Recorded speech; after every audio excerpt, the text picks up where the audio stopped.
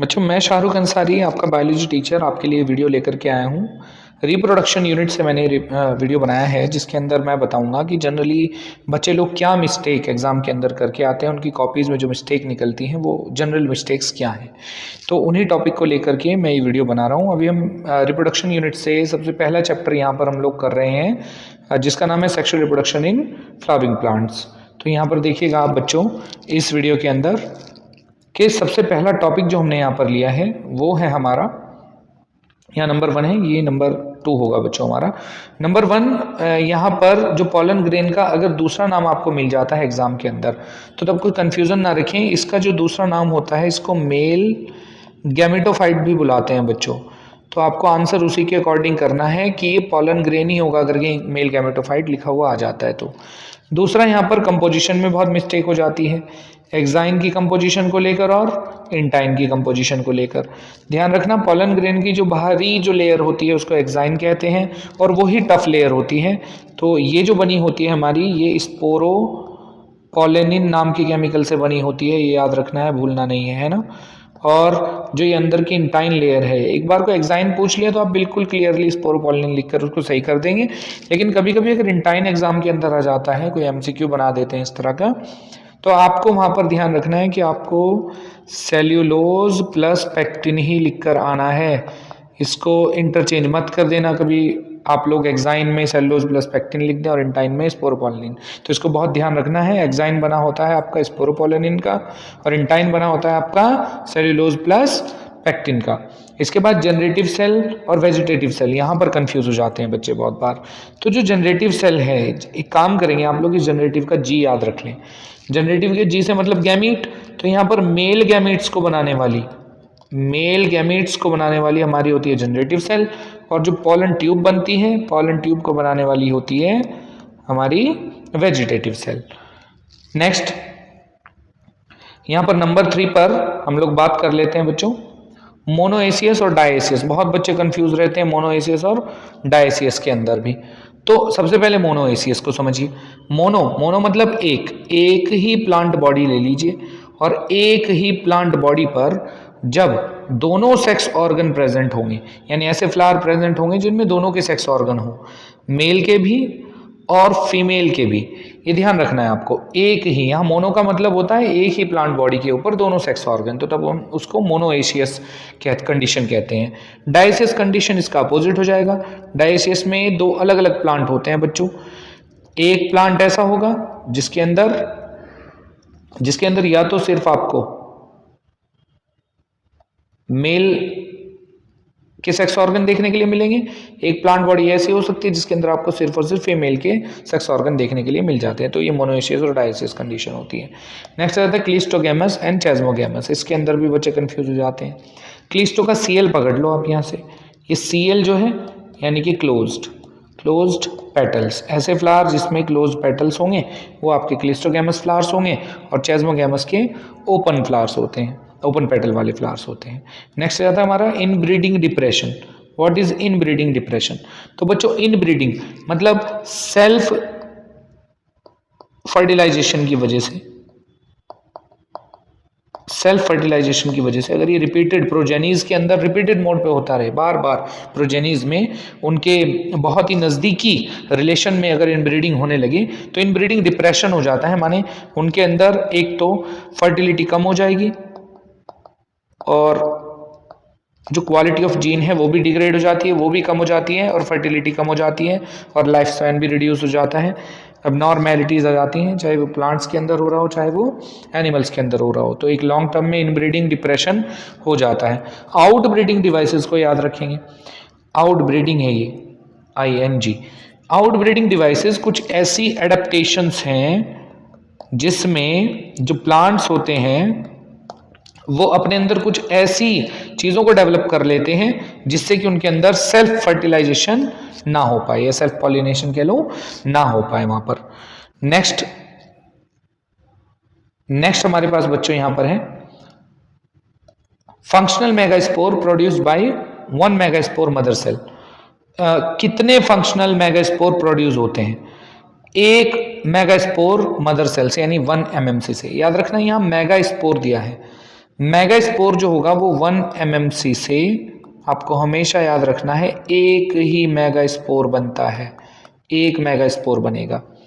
वहीं पर अगर हम बात करें माइक्रोस्पोर की, तो 1 mmc से, यानी इस बार यहाँ मेगास्पोर मदर सेल की बात नहीं कर रहे हैं, इस बार माइक्रोस्पोर मदर सेल की बात कर रहे हैं। 1 mmc से हमारे 4 फंक्शनल माइक्रोस्पोर यहाँ पर बन करके आते हैं। ये भूलना नहीं है बिल्कुल भी, यहाँ कंफ्यूजन हो सकती है। एक मेगास्पोर मदर सेल से एक ही मेगास्पोर बनता है फंक्शनल वाला, फंक्शनल मेगास्पोर एक ही बनेगा, और एक माइक्रोस्पोर मदर सेल से 4 फंक्शनल माइक्रोस्पोर्स बन करके आते हैं। अब नेक्स्ट हमारे पास आ जाता है कोलियोप्टाइल, और एक आ जाता है कोलियोराइजा। क्या होता है, तो जब आप एम्ब्रियो का जो है टीएस एक सेक्शन पढ़ते हैं, आप लोग एलएस पढ़ते हैं, लॉन्गिट्यूडिनल सेक्शन आप देखते हैं, तो वहाँ पर एक्चुअल में एक प्ल्यूम्यूल और रेडिकल के ऊपर एक कवरिंग होती है।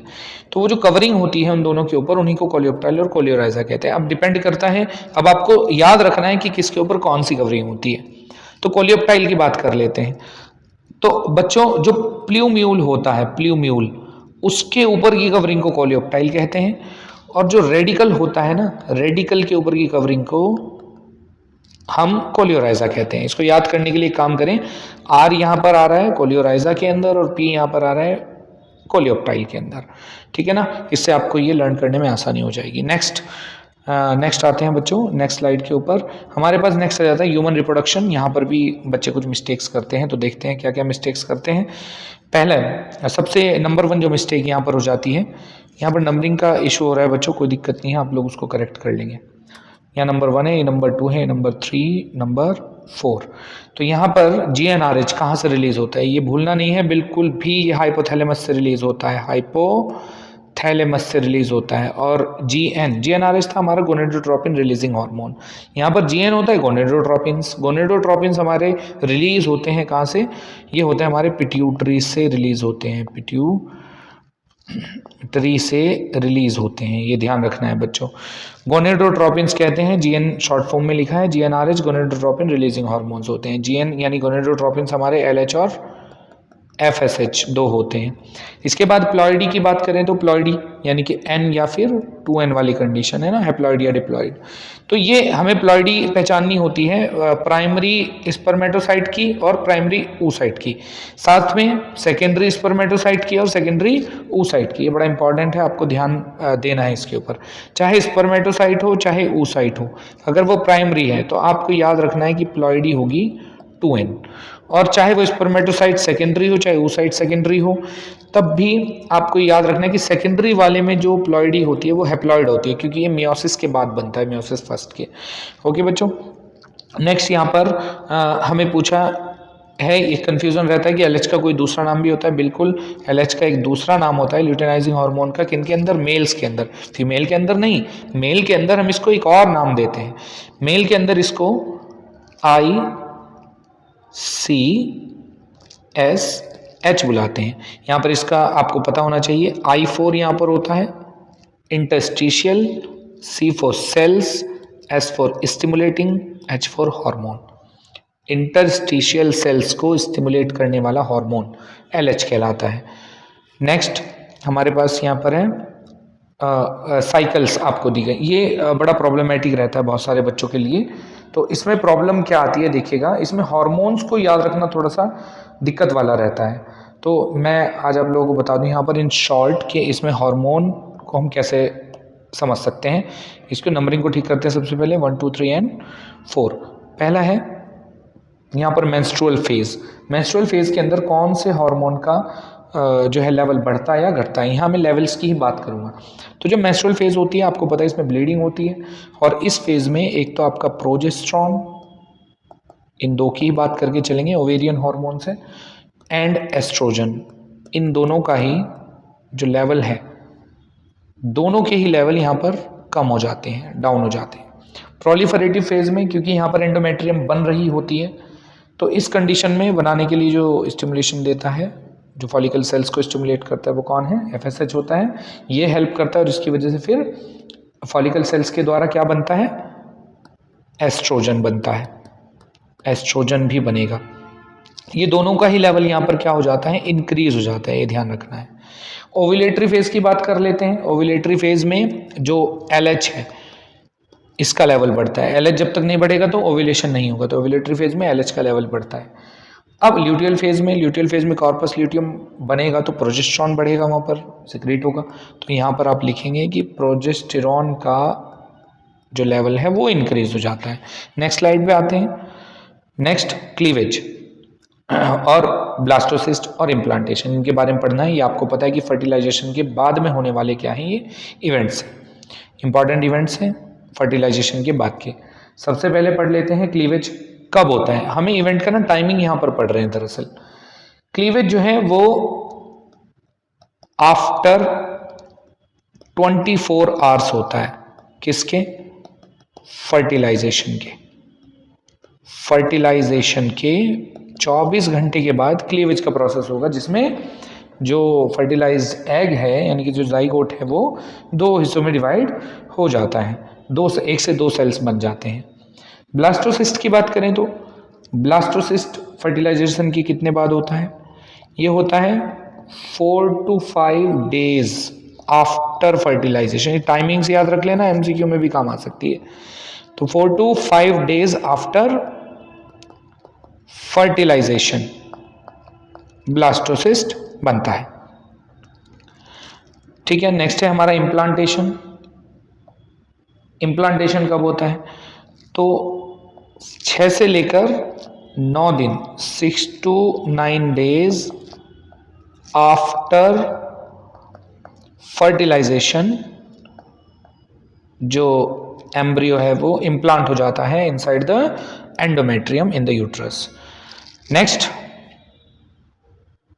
हमारा चैप्टर 3 रिप्रोडक्टिव हेल्थ। मैं पूरी यूनिट में से ऐसे टॉपिक कवर कर रहा हूँ जिनमें मिस्टेक होने के चांसेस होते हैं। तो थर्ड चैप्टर हमारा रिप्रोडक्टिव हेल्थ, इसमें देख लीजिएगा बच्चों।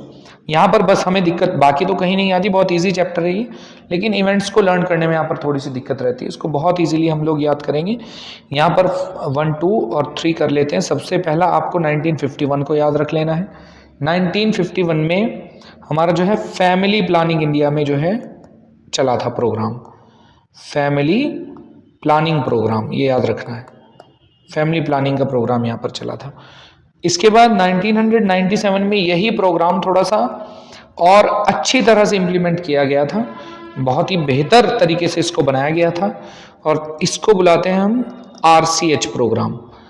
RCH प्रोग्राम सबको फुल फॉर्म मालूम होगी, reproductive health and child health, या एक साथ बोलेंगे reproductive and child health program इसको कहा गया था।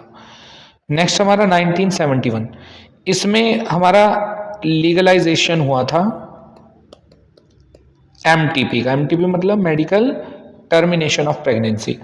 अब यहाँ पर एक और कंफ्यूजिंग चीज़ है, मल्टीलोड 375। ये कोई भी बच्चों ध्यान रखना, ये किसी भी तरह का क्या नहीं है, कोई भी केमिकल वाला प्रोसेस, ये केमिकल वाली कोई भी कॉन्ट्रासेप्टिव ये नहीं है, ये याद रखना है आपको।